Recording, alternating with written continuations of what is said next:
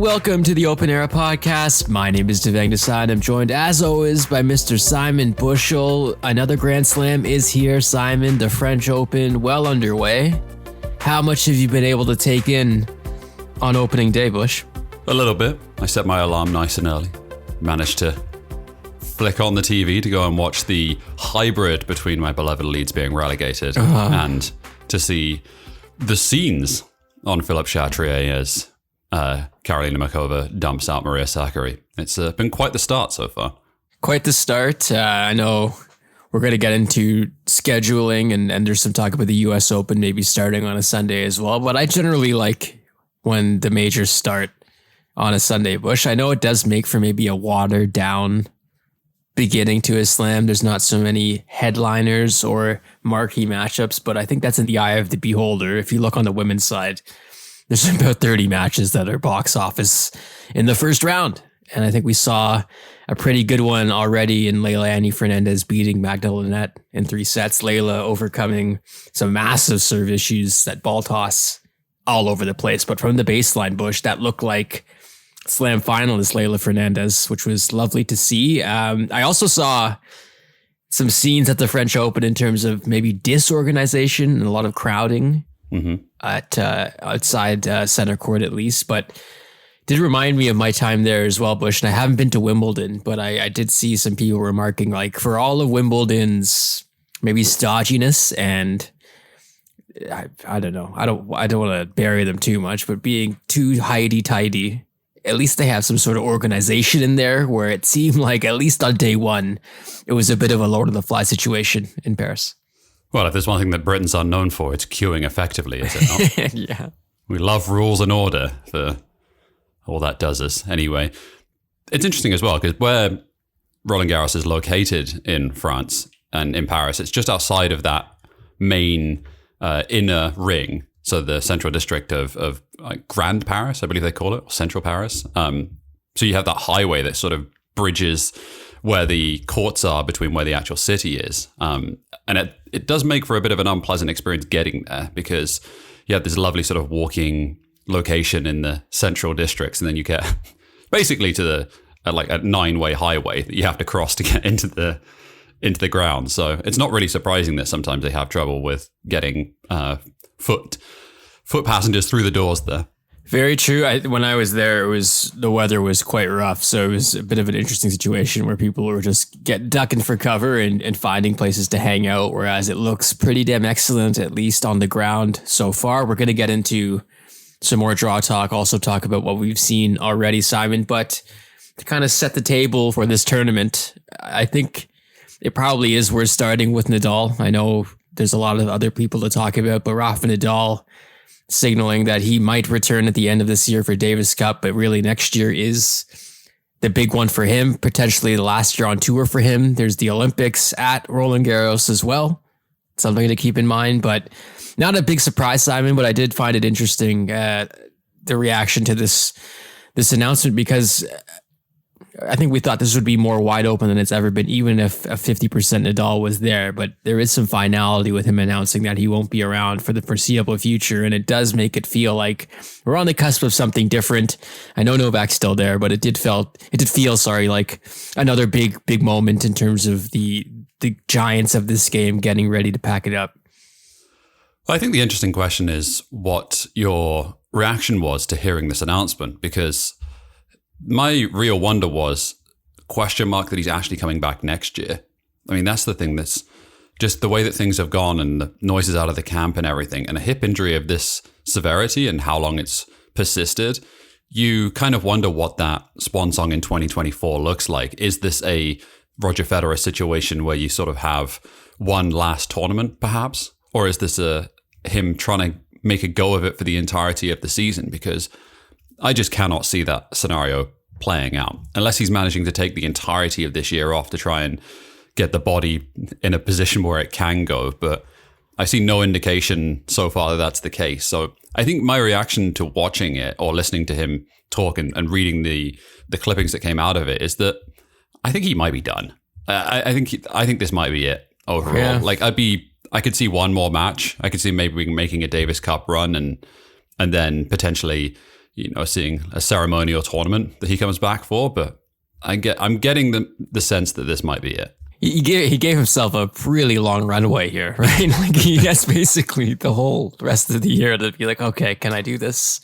Can I get in the lab, so to speak, which might be a cryogenic chamber or whatever new technology they have that these athletes are using. But I think that's fair. And I think the fear, and I know this is a fear shared by a few people at least, is that he does come back, or he does wait, rests up, come back, and he does look like maybe Roger did at that Wimbledon, where it's just clearly not the same, and he's not the same Nadal that we've come to know and love. I do feel like Nadal's a bit different in the sense that I don't know he would put himself in that situation to be kind of dispatched, looking like half the player he once was. Bush, like I feel like he would just step away entirely rather than go through that. It's maybe just something I've noticed in terms of when he's withdrawn from events or when he's decided to skip events. He has a good read on those things, so we'll see. But I thought Novak's reaction was very interesting. Bush talking about how he's his greatest rival, etc., but also Djokovic being like, well, I'm not that much younger than him, and the end is coming eventually for him as well in terms of Novak, and though he is potentially the favorite here, I think we'll talk about that, he understands too how massive this was, and this also opening up another chance to pad his stat totals. Yeah, I think if you were looking for sort of parallels here as well, Novak Djokovic turned 36 during the course of the week. It's strange to believe that, right? But during the course of this week, he turned to his 36th year, the same year that Rafael Nadal is at the moment. They are linked, obviously, in terms of age and in terms of cohort of the players that are still on tour. There's not very many. There's really not very many. It's down to slim pickings in single digits at the moment. So, yeah, I think that's as remarkable as the run that these big three have had. There are signs, and I think there's certainly been signs over the past 2 months that this really is starting to feel like the end of this. It is, and I saw a fascinating thread from our friend Ratunga, who's been on the show before, talking about like the wider lens of where tennis goes going forward, and getting in the so-called casual fan. And I think that's a conversation we've had a million times, Bush, on the show. But it'll be fascinating because, like we've said in the past, I don't think tennis has shown that they're the best at necessarily propping up a new batch of stars. They've had some generational talents kind of do it for them. And we're seeing the arrival of pickleball and Patel and a whole lot of other things to combat with them. So going to be interesting where they go from here. In terms of what we saw heading into Paris, Bush, I think we saw a pretty convincing win from Elena Rybakina. I know Elena Kalinina had to retire in that final, but big moment for Rybakina to be like, yeah, I'm a threat on this service as well. And Swiatek suffering an injury, kind of opening the door perhaps a lot more than we had initially as we talked about favorites heading into this tournament. Sabalenka didn't look good. Has their outlook changed after that tournament? Yeah, we're talking about that transition from the old big three to potentially the new one, right? Like it's on the women's side, certainly. Like these three women have been head and shoulders above the field for the majority of this season. I think one of the biggest questions that we had out of this trio was what that transition was going to look like from hard courts to clay for Elena Rybakina. And I think she answered that question fairly emphatically during the course of this week. I'm talking about that win in the semifinal over Elena Ostapenko, right? I mean, yeah, of course. That's when you cement yourself on the surface. You have to. But I think most people are going to look at that quarterfinal, right? They're going to look at the one where Swiatek retired, the battle that was taking place, and the fact that this was and is Swiatek's best surface. It didn't look like a whole lot had been missed to go from a hard court to a clay court for Rybakina either. She looked like she was still getting the same sweet spot or ball striking area that Swiatek gives her on a hard court as well. So I think if that matchup happens and they're drawn to meet in the semifinal, watch out. I mean, like it's just going to be really interesting to see what happens between these three of who wins the mental battle and who is able to bring their best stuff on the day. But like, I think Rome sort of cemented that, yes, Rybakina is an excellent clay court player as well. And I think where she is in terms of draw, section 3, there's Haddad Maya lurking. I'd like her to get through there. And then it's potentially Ons Jabeur or Petra Kvitova in the quarterfinal. Donna Vekic has been excellent recently. I think a lot of people are picking her to make a run here, but I like it a lot. I like how it looks a lot for Elena Rybakina to make a lot more noise at the French Open, just in terms of ego Bush, it sounded like they were trying to kind of put out that fire in terms of how bad the injury was, saying just more precautionary than anything, and she'll be ready to go in Paris. I think until we see her play, it's safe to say that I will trust that diagnosis. But I don't know, I was maybe at like a 60% range thinking that Iga was going to win this tournament. I would be comfortable dialing that back to 50%, which is still a pretty huge sum, but I do think Sabalenka kind of teetering a bit, and she looked good in the first round on Sunday, but I do think there's some interesting jockeying shifts here between this newfangled Big Three, and watching some of their closer rivals around them in that top 10 really not cementing themselves at all. We talked about Zachary going out early, not a shock to many observers. It feels like one of those three is going to win this tournament. Yeah, I think that's very true. I'd be shocked if anyone outside of those three won this tournament, just based upon how the season's gone and just how dominant those players have been. Like, this is not a case where they're just falling into titles based upon the field being bad. No, they are head and shoulders above the rest of the field, convincingly, given their results and given how they've looked this season. To me, I'm with you. I think the only thing that holds Swiatek back from winning this tournament is her health. Like, how bad is that thigh injury? Is she able to overcome it? And I still think she knows these courts better than the other two. I think she has everything that you need to win here again. She won in Stuttgart, of course, so she's not like she's in bad form. She's still been exceptional on clay this season. Court conditions will be interesting, of course. Who knows whether or not we maintain the same slowness that we saw in Rome. It's supposed to be a little quicker, I think. Just slightly quicker in the French Open this year. But I mean, whatever. It's people sticking their finger in the air at this point and trying to make some sort of read on this stuff. But overall, yeah, I mean, would you bet against Swiatek winning this tournament? I'm not sure I would. The only thing, I mean, health is the big thing, but besides that, I'm not sure I can find a path where she doesn't win it. Yeah, and it's one of those ones where you make the bet against her and you feel like a moron in a couple of weeks because it didn't seem close at all. And I think Krejcikova is potentially in the fourth round. Like, you could definitely see that being a war and being something where Iga has to dig extremely deep, but potentially that's the first test. And then, I don't know. I mean, Coco Gauff, have I seen enough in the last few weeks to believe that she could rekindle her form on the surface and cause Iga some problems in a quarterfinal? Not really. I don't think I'm sold at all. So I'm with you. I do feel more comfortable, though, going with the other two, or maybe relying on the all-encompassing, the winner will come from those three. That feels safe to me, at least a lot safer after seeing Iga get hurt like that and seeing the way Rybakina was able to find their footing in Rome. Let's go to the men, Simon.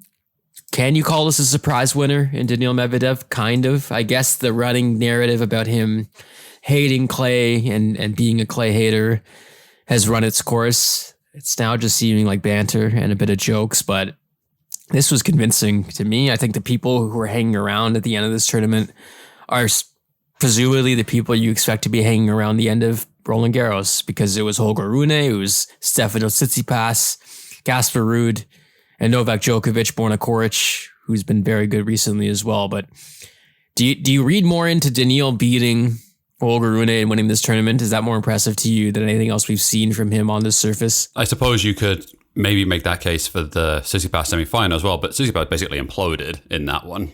And there's some things we can touch on in part in shots. It's a weird match, a lot of stoppages as well. Did not a good look for the Greek coming out of this. On Medvedev, I always think it's funny, right? The idea that the world number 2 just hates it. Managed to overcome the odds to win a Masters 1000. Yeah, but anyway, like, I think all of that said, it is somewhat curious of his struggles on clay, because he actually, in winning this title, looked half decent. Looked like he'd figured out a few things to find a comfort level here in terms of how to, dig out points and continue to extend rallies where he previously looked like he just did not want to be there. I'm still waiting for the inevitable memes of what happens when he gets drawn against Carlos Alcaraz and has to rush the net 60 times to try and recover drop shots, which I'm sure we'll get to at some point, and whether or not he has the stomach to do that repeatedly over and over again. I thought the Rune match was interesting, though, because he thought he handled business surprisingly well for a player that I think is going to be really, really dangerous. Yeah. Like, I know whatever it was, like a month ago, I was saying that I would not be shocked if Holger Rune is the world number one by the end of the year and has won a Grand Slam. I didn't really see anything in this over the last little while that suggested that's not the case still, because I think Rune is incredibly dangerous here, which I think makes this an excellent win for Danny Medvedev. Massively so. And I think that second set, it did seem like Holger Rune had wrestled the momentum and potentially forced this to a third set. And it felt like if that was the case, that you would like the Danes' chances there. And that wasn't the case. I think Danny Medvedev, he's a bit of a jokester. He's a bit of a clownster, which I know is not a term at all, but it is becoming one now. We will trademark clownster. For all of those things, I think he's a massive fighter and also someone who knows how much he has in his reservoir to a pretty startling degree, because he's been in these high leverage moments so much now. I think that's also kind of underrated with him, Simon. Like, he's got a lot of these big ticket matches under his belt now. And I think he has a lot to fall back on in terms of experience. And that's an underrated aspect, especially when he's playing someone like Rune, who I don't know how many times we have to see him stomp Novak to really truly believe that he could be world number one, because it does look like it. I mean, say what you will about Novak and his rust and where he's at. That's still impressive when you can do that to someone on his level and now prove it again and again. That was startling to me. I don't think Casper Ruud is going to do much at RG, which is famous last words, because he'll probably be there at the end in the finals somehow. But I did find it interesting. The people who were left or around at the end of this tournament are all people that we expect to be in the conversation towards the end here as well, except for Carlos Alcaraz, who lost to a pretty random dude. Do you read anything into that? He's just played so much tennis, hasn't he? I think that's the thing that's slightly worrying, I guess, is that it's been a pretty packed last 6 weeks for him to do Barcelona, then Madrid, then Rome, and just also make the final of all of those events, basically. And then it's not really a surprise that he lost when he lost. He must have been absolutely shagged coming into this tournament. So the conspiracy theory nuts amongst us will say that he threw the match in order to get some extra rest to go into get the match, get the what do they call it? The appearance fee. Right. The appearance check. Get the check in. Yeah. I showed up at Rome. I was here. I'm just here so I don't get fined, and then left to go to Paris immediately. I think I find it too much to read anything into this as just another loss that happens randomly along the way of a long and grueling season in which he's playing a shitload of tennis, like you referred to. But that match in general was just awesome to watch as a neutral, and seeing just a wave of emotion on Murozan's face as he basically accomplished a dream of his, no matter how old the world number one is. I guess it doesn't matter, right? It's the world number one. He's a slam winner. This is still a massively big deal, but I think it's an outlier, and we'll see Carlos Alcaraz back to his best at the French Open. We're going to get into RG next in part 2, Simon, but anything else coming out of Rome that you wanted to touch on? I do think it's interesting just touching on Alcaraz, and I would encourage everyone to read the Tumani Cariol article that came out during the course of the week of Alcaraz's ascent to world number one and his upbringing in Murcia and all this kind of stuff that makes his rise really interesting. He just seems like a really nice kid, and encourage everyone to check it out. And we'll have plenty of time to talk about Carlos Alcaraz over the next few weeks. Let's not worry about that. It's well said. Yeah, I think that's a safe assumption. Okay, we'll take a break. When we come back, we're going to answer some of the biggest questions heading into the 2023 French Open. The fourth in the big three, Sabalenka's world number one quest, wildcards to look out for, Alcaraz / Djokovic versus the field, plus I get my Casper Ruud hate on.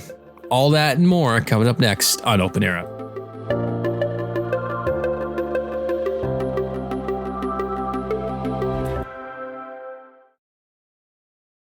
Welcome back to the Open Air Podcast. Before we get into it, Simon, I circled Lorenzo Musetti versus Michael Ymer as potentially a tantalizing opening day match. But your boy, Lorenzo, left nothing to chance. That was domination.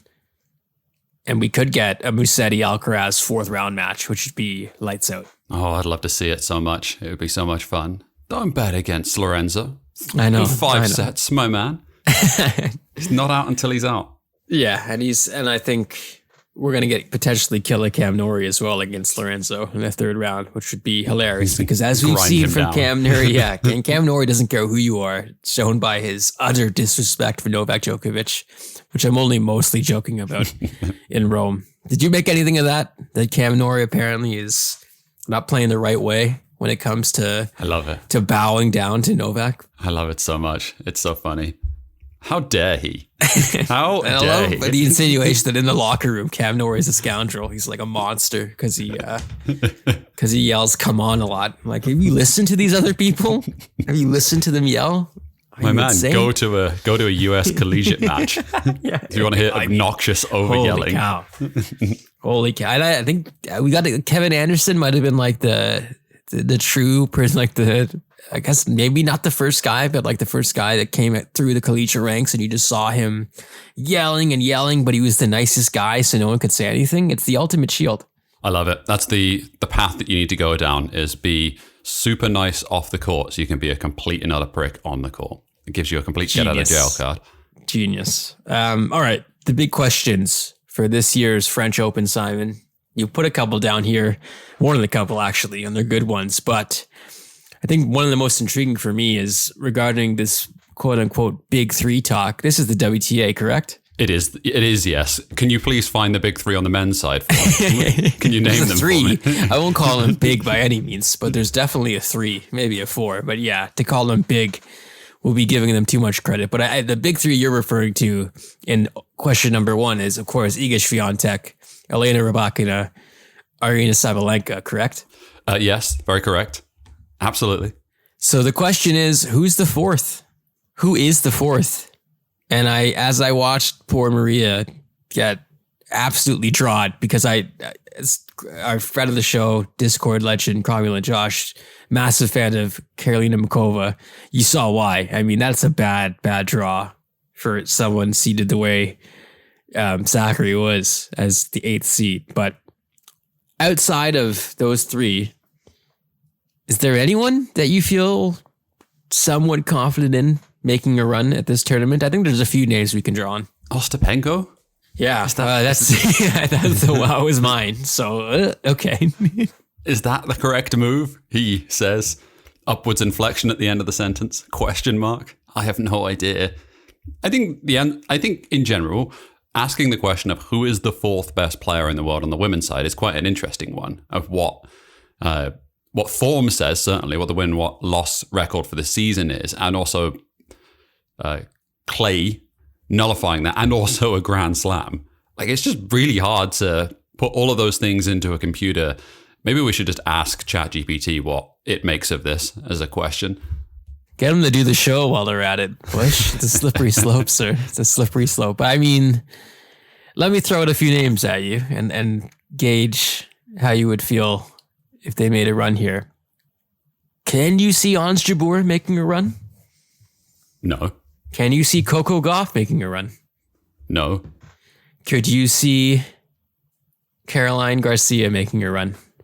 Probably not. Yes. You could. Okay. Interesting. I think so. I think so. Interesting. Okay. So of those three, you're banking on Garcia. Because I feel like I'd probably be out on all three to say that I don't think that there's a run between them. But of them, I'm probably leaning Garcia for the home cooking factor. Yeah, and also her section of the draw is not the most. It's not the most challenging. There's still definitely some players that she has to overcome, and obviously it's Ostapenko's side of the draw. Sorry, it's also Sabalenka's side. Yes, it's a small joke there for Cromwell and Josh. Anyway, I think if I was to circle the fourth player, and I know this is like shocking to pick the world number 5 as being the potential fourth best player in the world, I think I'd probably pick her at the moment. I mean, that being said, though, it's just really hard to find enough narratives here to try and find anyone other than the big three that's going to make a run. I mean, someone has to get to a semifinal here. that's the other thing, right? Like 3 into 4 means you have to find an additional player. I saw Vivek in our Discord, another friend of the show, Vivek Jacob, give his list of quarterfinalists, and I think this is this to me makes a lot of sense. And he had Swiatek versus Kalinina, Rybakina versus Vekic, Begu versus Mertens, Ostapenko versus Sabalenka. We have the big three in there, but I definitely could see one of those other names, especially on the bottom half. Begu, Elise Mertens. I mean, quality veteran, quality out. It takes a lot to take her out. We'll take some quality tennis and a very good day from her opponent. And Donna Vekic, I think, is a very good flyer down there. Kalinina has been fantastic in recent weeks as well. So those are also people who are well outside the top 10 for the most part. I think Vekic is the 22nd seed, Kalinina 25th, Begu 27, Mertens 28. So yeah, I think there's an agreement though, Bush, that the next crop of contenders isn't necessarily the people that are closest in ranking to the big three. And I think that's very interesting. Yeah. And with all that being said, we have excluded the actual world number 3 in Jess Pegula in this conversation, simply because she's not been setting the world on fire, certainly in singles. I think she's been fine. I actually think it's been a little overplayed that how much she's struggled. I think getting dumped out in the first round by Taylor Townsend on clay in Rome probably didn't do a whole lot to distill fears that she's not going to do well on this surface and at this tournament. That being said, she has a somewhat decent season under her belt on clay, so it's not beyond the realms of possibility that things can get thrown together for her. It's a brutal section she's in too, though. It's Danielle Collins to start, and then Giorgi next, who's excellent on this surface. Probably Mertens in the third round, and then you're looking at Potapova, maybe Samsonov. Pavlyuchenkova is back, by the way, and that's another story and a half, and she's in that section too. I think she loses in the second round. If I was to take a guess at this and not encourage anyone to place any money on this, then that's what my guess would be. On that note, because I think that's an excellent question, another one is this quest for number one. And Aryna Sabalenka won her opening round match. She beat Marta Kostyuk of Ukraine. No handshake there. And I think that beef, I'm not going to call it a beef because I think it's more serious than that, but that relationship remains fraught. And I think we saw some more repetition, I think, of where they stand on this, and then some more journalists after this match trying to get a stronger declaration out of Sabalenka, which she has not given, Bush. And I don't know if you've maybe thought more about this or her stance on this, but I don't think they're supporting the war, and I don't know if that matters to someone like Kostyuk, and I understand why. And I think that's kind of where we netted out. But this is against the backdrop of her potentially ascending to number one in the world and being the figurehead of women's tennis. So I think it's worth talking about how this is going. What war? There is no war, right? There's a peacekeeping exercise going on. I saw the Belarusian president took ill, quote unquote, after meeting Putin alone. And I'm like, okay, well, is this a poisoning? What's happening here? It's a classic line that gets used, right? A, when you don't believe there is actually a conflict going on. And secondarily, right, just, I don't believe in war. Well, good. It's like, yeah, yeah, I'm glad. But I also don't, one of the questions she was asked today, it was like a 5-minute lead-in, and it was basically like reciting a ton of things. And I don't know. I don't know if this is good for anyone involved. I don't want to sweep anything under the rug, but she's going to be world number one potentially, which I think is a big deal. I think you had Iga Swiatek come out forcefully and voice her concerns on this matter, but that could change in terms of who's at the top. Yeah, it wasn't a good look from the French Open crowd either following the conclusion of that match. They were booing Kostyuk, right, for not shaking her hand, which, I mean, it's not like they booed at random. They haven't booed at random stuff before. I think they are known as it's the boo capital of the Grand Slams, but yeah, nonsensical is probably the right word to use. I think probably you should wear that as a badge of honor. If the French Open boos you, French Open crowd boos you. I mean, half the reason you might not even know why they're doing it. So exactly, yeah, I think you could take that as a badge of honor. This is the kind of justification I've seen for people asking for more from Sabalenka in terms of denouncing her country. She's going to be a face of the game. Do you think that should matter at all? I don't think it matters any more than it does currently. I mean, she's the world number 2, for goodness sake. I understand the figurehead component of being world number 1, but the difference between world number 1 and world number 2 in terms of your stature on the game and in terms of how you represent yourself and your ability to influence people, I don't think changes a huge amount. I mean, I think it changes a little bit, but not to the point where the expectations are that you should become a hugely different person at that point. That being said, I think clearly she has not been anywhere near good enough on this issue for what we would like her to be. And I think that's basically she has the world number one to not thank for that, which is that basically we have a stance and someone who has taken that position of leadership in the world number one. And I think comparatively, she just looks a bit shit. That's really the problem.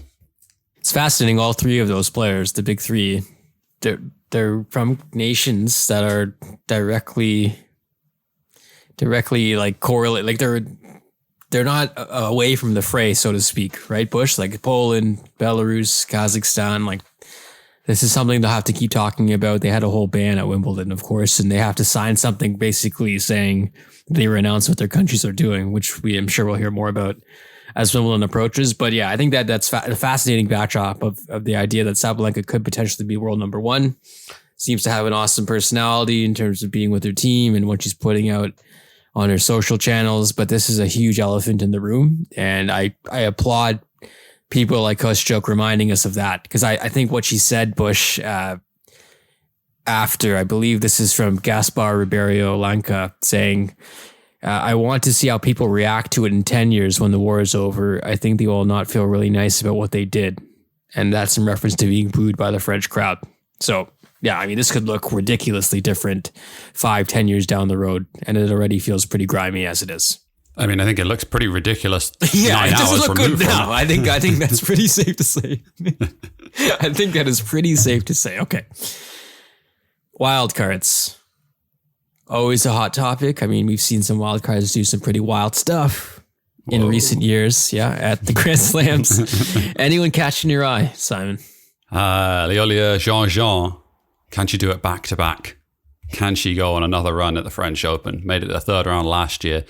I just think it's really interesting. Great story, obviously. We touched on her journey last year to be at the age of 26 and basically be done with tennis, right? Entirely, and then get back and make a Grand Slam debut into the world's top 150. She's almost inside of the top 100 now, which is still, like, her ascent's been cool to watch and track from afar. She's into the second round already on the basis of a wild card. The only reason I put this question in as well, and just some of the additional context, is wildcards always seem to do well at this tournament. Because there's 80 of them? There's a billion of them to start with. Yeah. I actually think in some ways that the French Open and the wildcards actually produce more randomness than grass does. And I know that's kind of like ridiculous to say given that no one plays on grass anymore, but it does sort of level the playing field a little bit. A clay court does, is that more players who are perhaps grown up playing on that surface, or like that's what their federation's money goes into, gives an opportunity for more players to make a run here.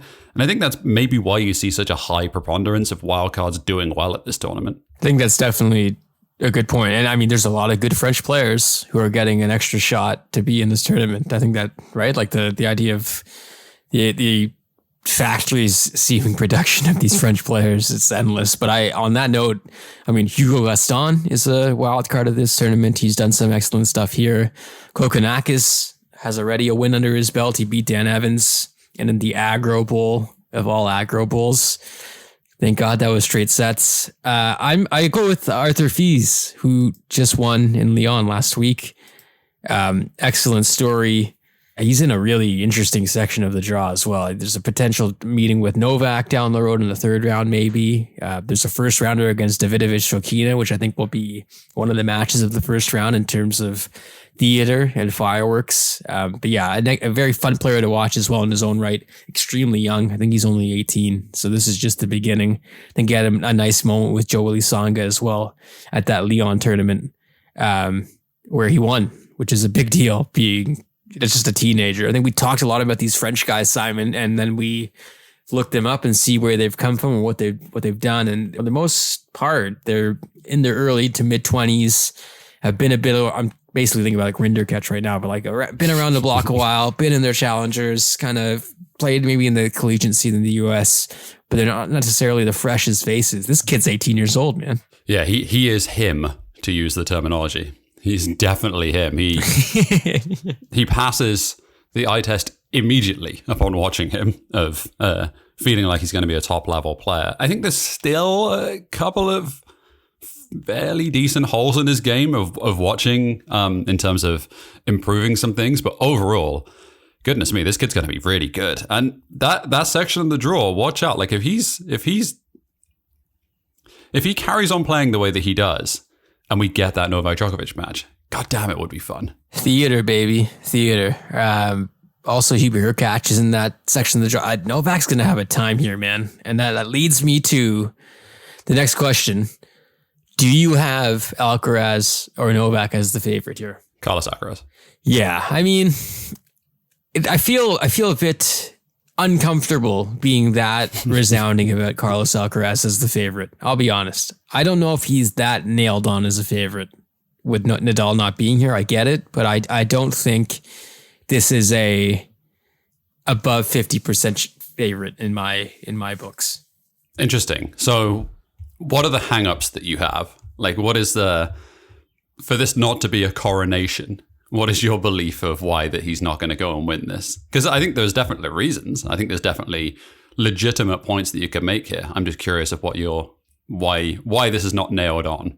I'm not going to be that guy where like experience is massively important, but I do think at the French Open it is. I think it is a bit different than your hardcore slams. It's a bit different than your Aussie Open or a US Open. I think it's a bit more similar to Wimbledon, where there's also some ideas of quote unquote paying your dues and suffering some brutal losses before it gets better. I look back at what happened in the quarterfinals last year against Zverev. Do you think he was the lesser player than Zverev on that day, Simon? I don't think so, but I think there was some issues mentally perhaps or game plan wise that everything looked a bit undercooked in those first two sets. And I could see another potential situation where that happens again against a player where you can't really afford that. And I don't know exactly who's it going to be early. I can throw out some names, but I don't necessarily see it being in his half or his section of the draw. But I look at a Tsitsipas quarterfinal as being potentially weirdly tough for him, even though he's done what he's needed to do against Steph in 3 sets. So I don't know. I think the idea of having to play Novak in the semis rather than the final is good for him. Mm-hmm. It's a good draw. Will Novak get to the semis? I'm a bit less sure of. I would say neither of them for me as the favorites. I'd take the field. Yeah, it's interesting. I certainly wouldn't. I feel very, very bullish about Alcaraz's chances. Again, I think there is a slight injury concern, right? There is a slight, where's the body at following Rome and following all the tennis that he's played.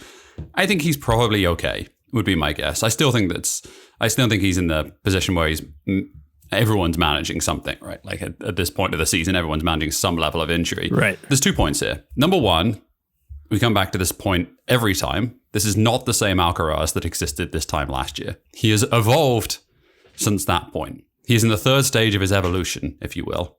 He's gone from a Charmeleon to a Charizard. Okay, he's in his Raichu era then, is basically if he went for okay. What is he? A War Turtle to a Blastoise. Okay. All right. Thank you for putting it in terms I could understand. The water-based Pokemon. And the secondary part of this is over 5 sets. Just, it's so hard to beat this dude over 5. Like, if this is over 3, absolutely. Just like, this kid is a fucking nightmare to play against over 5 sets. Because you're not wearing him down, right? He's not going away. He is the Energizer Bunny on court to the point that he's not going to lose his energy level. He's not going to dip in terms of those mental dips are going to be a game and not a set. And just like trying to overcome that consistently over 5, I don't see it. The person that beats him in this tournament would have absolutely earned it because they would have to drag his carcass off of the court. Yeah, and I really like his draw for the most part. Like, even as I said, Steph might give him some issues in the quarterfinals. I still would heavily bet on Carlos coming through that match because I think there's a mental aspect to that rivalry already. Yeah, that's fair. I have less concerns about Carlos than I do about Novak in some ways, and that does sound maybe more ridiculous if we're going to doubt either of them. But to doubt Novak seems to be extra spicy and extra for no reason at all. But Holger Rune owning him. 5 sets are different. I understand that. I don't know where that elbow shoulder thing is at. I think there's some smoke there where it's not just a gamesmanship thing. I think there's a real potential issue that his body is beginning maybe sort of to fade and not be where it needs it to be. But I'm fascinated to see if we get that semifinal, because that would be epic. But I think where I'm leaning, Simon, is that I think the winner is coming out of the bottom half, and that may be the boldest I'll get to be when I talk about the men's side. Really? That's really interesting. Okay. We'll wait and see, won't we? Well, yeah, well, on that note, let's talk about the bottom half. Sinner, Rune, Medvedev. Mm-hmm. Of the 3, who do you like the most in this one? I mean, Sinner's got a really lovely draw, hasn't he? Goodness me. Yeah, I mean, there's Zverev's floating around. I mean, Dimitrov's floating around. Those will be tough-ish. Francis Tiafoe, who in another great Tumani Carriol article this week says he does not work on his return at all, which seems insane. I don't understand in 2023, what are you doing? Again, just have ChatGPT do it, right? If we're going to automate parts of God. This is a huge part of tennis. I'm just saying. Sinner has a lovely draw. I think that section, there is nothing to me that worries me at all. I feel like I have come back to this so many times and basically said that I think Rune is a Grand Slam champion in waiting. Yeah. God damn, like it's not that crazy of a draw for him, right? Like it's not that insane. The Monfils match could be interesting, assuming, I mean, who knows what shape Monfils is in and whether or not he fancies it. Emotional. I'm sure the fans will boo the shit out of him and it'll cause some sort of scene. Yeah. But yeah, it'll be emotional. I kind of just want that match just for the sheer absurdity that will happen. It's going to be entertaining to watch. Holger Rune deported from France before his 3rd round match. How many swear words can we get on court? How many languages does the kid know that he can swear in? Yeah. Will the racket be thrown? Which person in the front row of the crowd will have the racket launched at them? It's funny looking at all of these guys draw and Medvedev's draw. There's Dominic Thiem lurking. There's Coric, who I think is maybe the biggest danger to anyone, to Novak, at least in his section. There's all these things where it looks like it'll be tough and it'll be difficult. But to me, it'll be those wins that you need to come through and win a slam like this. And whoever can pass these early tests, which I think there will be one for each of them, at least by the 4th round, we'll get an idea of who's serious about winning this. But looking at what they have to do and looking at what Novak has to do, I don't like Novak's draw at all compared to them. And I think Carlos has a manageable draw for sure. But I do think the winner will come out of the bottom half, which again, not many slams down there as opposed to the top half. A lot of experience in the top half. And it's just, as I just said, that I think it's important to have some experience on this surface on the longer matches. I'm banking on the bottom half, but that doesn't mean I'm backing Casper Ruud, Simon, who is in that bottom half as well. He's had a really weird year, a bad year. Looked a bit better in Rome. I said he was cooked to my friend when he asked about Casper Ruud. My friend didn't know how I truly feel about him, though, like the Discord people do know. Will he make the second week here? No, I don't think so. I don't think so either. Yeah. Yeah. Yeah, Again, is that just me hoping for it? Like Tommy Paul's not had a good clay court season at all. Botic's down there. Lajovic might be the best shot. Nicholas Jarry's won 2 titles this year, just one coming into this tournament as well.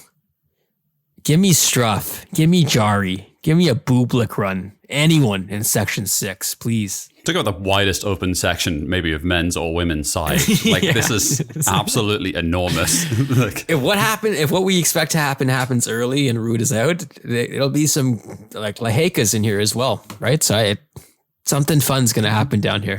Literally, out of the players that are in this section, you could make an argument that any of them could make the ball around. Zhang is here. We have Zhang here as well. It's wonderful. Okay, so we're both on the record. No. All right. Anything else, Simon, RG-wise, before we get to parting shots? Potentially one of the biggest questions of this whole tournament, outside of maybe the main narratives, is How is Anastasia Pavlyuchenkova going to look in this tournament? The last time that we saw her on this court or at this tournament, she made the final. She did not play last year, obviously. Yeah. Her section of the draw is pretty nice. Yeah, I think that's... Watch this space, I guess. Watch this space. The famous last words. I was just trying to find who else is in that section quickly. Yeah. It's Pegula's section, right? Yeah, I mean, would that be a shock? Maybe. She looked okay this last week as she was getting some match fitness and playing in a warm-up tournament. I think she was in Strasbourg. Lost to Lauren Davis in the quarterfinals, but she beat Magda Linette, which after that Fernandez match might not be the most impressive thing, but she was the number one seed there, so I think that still matters. Yeah, that's a great shout in terms of a true wild card. I think she's in here on a protected ranking as well. All right, when we come back to wrap up this week's show, it's parting shots. Simona Halep. Bolding, using the Bulls font very arbitrarily. We'll talk about that next, coming up on Open Era.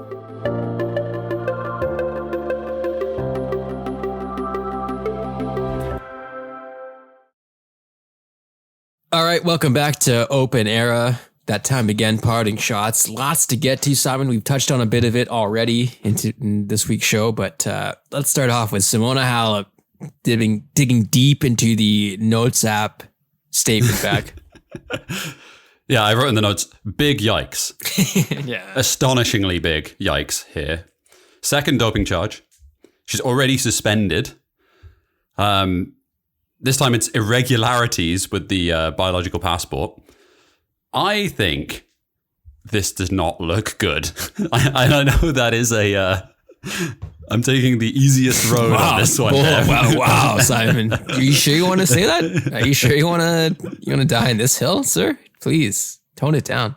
I did notice that the chorus of people that were willing to defend Simona Halep 6 months ago were quite a bit quieter at the end of this week.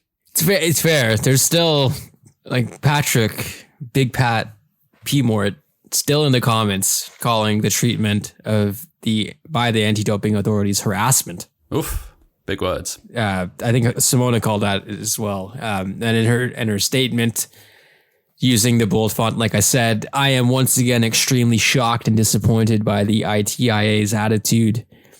The ITIA publicly states one thing while privately doing another. I've repeatedly asked for my hearing and the ITIA has repeatedly sought to delay it. When is it going to stop? I asked the questions once again.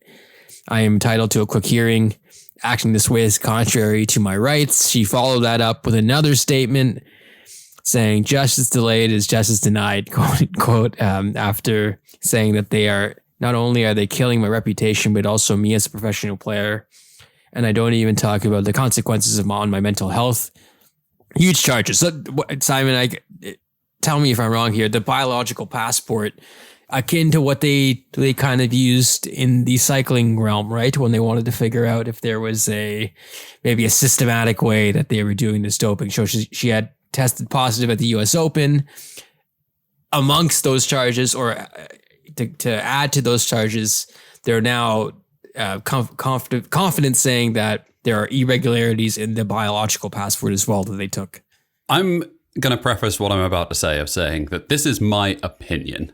This is 100% me speculating and offering an opinion here. This is me doing no research and fact checking into this.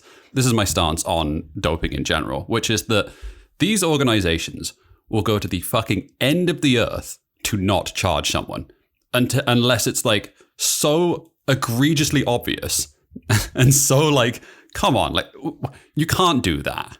That's kind of the stance that I always think about these things, which is that there is a element to this that is performative, and there is an element to this which is that they have to maintain a level of credibility for these organizations. And I think periodically they do try and make examples out of individuals, but I think that's usually done with good cause. Like I really genuinely, I do find it very difficult to believe that any of these doping agencies really like go out of their way to make something up. I just don't believe it's the case. Well, and the onus is on them, right? Like, to prove it.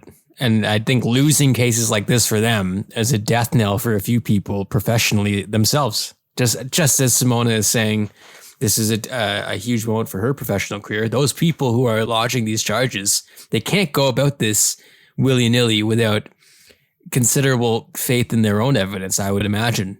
Correct, Simon? So I feel like that to strengthen what you're saying, I think, and Ben Rothenberg, tennis journalist, said this as well. Like when things like this happen, people like they take the defendant's statements with a lot of value, and I understand that because a lot of people respect Simona Halep, who she is, the person she is. When she was leading the vaccination campaign in Romania, she's been a powerful force for good for tennis. She means a lot to a lot of people, but I think people are now willing to put a lot of faith in her statements where we don't know a lot of the information still. We really don't. All we know is that the ITIA felt comfortable with registering the second charge, which once again really doesn't look good. And this ban that had now, I think, already kind of rendered 2023 done for Simona, it's going to increase the ambiguity, but it also only means that they feel more confident now in their case, is what I would say, which again looks awful. Dev, players dope in tennis. I know this is like monocles dropping for people, and like perhaps it's going to be hard for some people to understand, but players dope. That's just a fact. Sometimes they get caught, and in this case, it may be the case that she just got caught. Yep, and I not opening the floodgates, but I wonder how many people around this game got extra sweaty when they saw this other charge come down. I love how deep into the speculation territory we are at this point. yeah, open your third eye. Once again, open era, open your third eye. Okay, Arthur Fils, we talked about him a bit, Simon, but that win in Lyon was cool. Yeah, following a withdrawal in the final and a sort of tantrum at the same time as well, which was quite entertaining. So we did touch on it in the draw section. He looked fantastic. And some other things to note about this. Youngest champion on the tour this year. Third teenager to win the trophy. Carlos Alcaraz and Holger Rune. He's in good company. I think he has a really good chance to end the season inside of the world's top 50. He's inside of the top 100 now. 63, I think he is now. Yeah. Yeah. So he's inside of the world's top 100. I think ending the season inside of the top 50 is an astonishing achievement for him, like given the rise that he's had. This kid is really good, Dev, and looks the part to boot. Can you guess how many other teens are in the top 100 right now? 2? 1? Maybe 1. 2. It's Fils and another Frenchman. Van Asch, yeah, of course. Yeah. Who's really good as well. Like, he's a really good player. Once again, it turns out having this huge tennis infrastructure in your country along with 9 million wildcards might be a way to strengthen your... I see this talked about a lot when it comes to Canada, Simon, and like how there's not really an X wave after Felix and Dennis and Layla and Bianca. And of course there is. There's a lot of really talented Canadian youngsters who are plying their trade at universities and also on these tours, but like having this infrastructure is such a huge positive. Like it should not be undersold at how massive this is for a youth player to have the behemoth that is the FTF behind you, or have the USTA behind you, or have your Australian backing or your UK backing. I think it's just a huge deal. Like it really is a matter of have and have nots. Shocking that putting good infrastructure in place might produce positive results.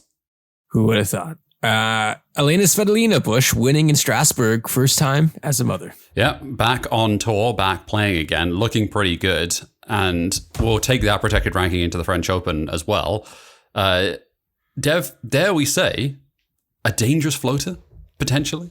Yeah, we didn't talk about her at all, really, in the draw section, which I think is fair. I don't feel necessarily that bad to omit her as maybe a contender or someone who can cause problems, but I think winning a title is obviously a huge confidence boost heading into this interesting section as well. I'm not super sold on Garcia, but Ostapenko is maybe the favorite here. An opener against Trevisan will be disgustingly tricky. I think that'll be a tough match, but if you gave me a Caroline Garcia-Svitolina third round match, am I picking Svitolina? Probably. Yeah, it's interesting, isn't it? You get both Svitolina and Monfils playing back in this tournament, both with the protected ranking, both coming back. It's going to be interesting to watch the paths of them following the birth of the child. Who goes further, Dev? Yeah, I'll take Alina. Give me Svitolina, yeah. I mean, think so. It's quite easy to say after you just won a tournament, but yeah, I think we're brave in saying this. Indeed so.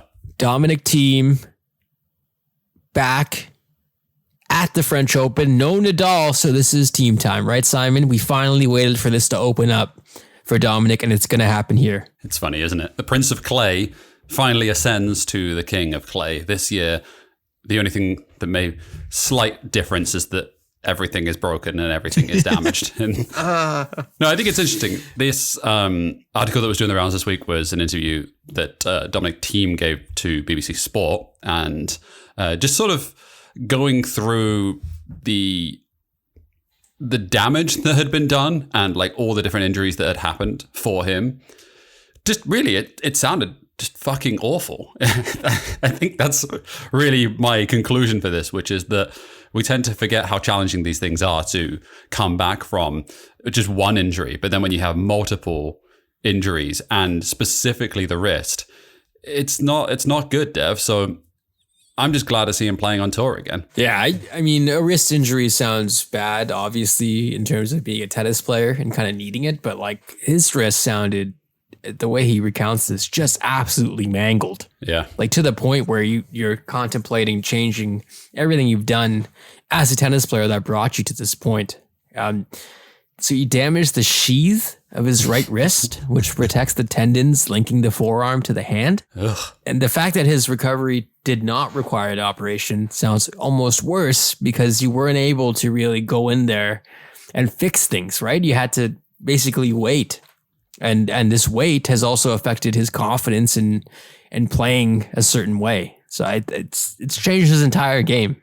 And I think you're right to say it's just a treat to be able to watch him again, because obviously maybe Delpo is the best example that we use often in terms of having your wrist go out on you, or like you're losing your wrist or everything you knew that your wrist was, in a sense, and having to come back from that. People don't do that. Like, people don't really come back from that at all. So I think to see any sort of positive momentum here would be a great story. It's the Bart Simpson line. My wrist sounds like a cement mixer. It's unfortunately the situation. Think we're good on Sabalenka Kostyuk? You got anything else here?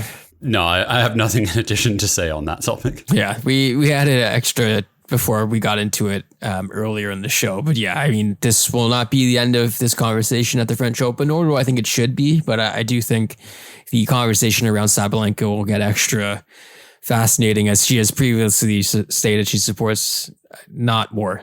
And we'll see where that goes. Yeah. The additional point on this one, right, is that this actually got press. And yeah. This got press, and it got press around the world. Exactly, right? This was on ESPN's homepage, pretty high on a pretty big sports weekend as well. So it worked from that standpoint, right? Like taking this stance, which Kostyuk did take, did actually benefit the message that she was pushing. Well said. Novak Djokovic, Simon, 36 years old. 36 years old. Like, so how? This one snuck up on me because I always just permanently thought that he's like 33 years of age, but no, he's getting up there in age, isn't he? Yeah, and he sounds like it. It sounds like he's understanding that, and that, like I said, that interview he did after Rafa withdrew, and kind of like setting the stage for what it'll mean when Rafa's gone. And we saw obviously the waterworks at the Laver Cup when Novak was there as well, kind of as like the third guy, but it was still kind of cool to see them all together. He understands where he's at as the final one, and the one that'll probably be playing alone as the rest of them have kind of went away. And I think that's obviously symbolic. Like, he's got his team around him, and he's got a young family who's just growing. And like, I'm sure he's looking at life in a good way, but this does feel like the end of a chapter in a lot of ways. And I have no reason to doubt him. And yet I'm doubting him pretty hard coming into this tournament. I do have reason to doubt him, the injuries and stuff, but you know what I mean, Simon, in terms of like the Grand Slam aura that comes with Novak Djokovic is well deserved. He is a killer at this stage in tennis. He's one of the toughest outs ever. He's the ultimate grinder. I wouldn't be surprised if he won this tournament, and yet I don't think it's going to happen. Famous last words. I know. Stefanos, who survived his opening round match, did not look great at all. Vesely, I think, was coming back from some injury issues of his own. I know Steph has been dealing with injury. Not a phenomenal match by any means, but he survived, Simon. He's still around. He made some press in Greece during the course of this week because he apparently said some very horrendous things to his mother on court in Rome last week that was not potentially the nicest thing in the world. And he also had himself a week, right? Because he split with Philip Housis, who was in the camp as well. So he is going through it. Mm-hmm. It also kind of just sounds like he's just not, like, that family situation is not great. And it sounds like there's a very toxic element to this, which is that obviously the camp is very close with that family, but at the same time, it seems like Steph is not great to them, and subsequently it kind of looks like that whole area is a bit toxic. Definitely not the first time we've talked about Steph's family, and especially it was more about his dad, I think, just like being a weird influence. I mean, we don't know the sacrifice, everything they put into this deep story there. This is a family journey, but yeah, I think clearly there's some changes that have to be made, maybe in terms of his closest people or how they set things up. Like I'm not absolving Stefanos' behavior, like asking your mom if she's stupid in front of 18,000 people is kind of a dick move, to say the least. Like, what are you doing, you asshole? But like you said, I mean, there's a lot of stuff we don't see as well, and the fact that they are around and they are so prevalent and so noticeable at all times, like, it clearly seems to not working in their favor anymore. I'm not saying Danny Medvedev's way to do it is the way, but I do love how it's basically his wife and his coach and no one else. Like, there's no one coming with them anywhere. It's just a few folks, and that's fine. And I like it. Dev, let's transition to final story of Parting Shots.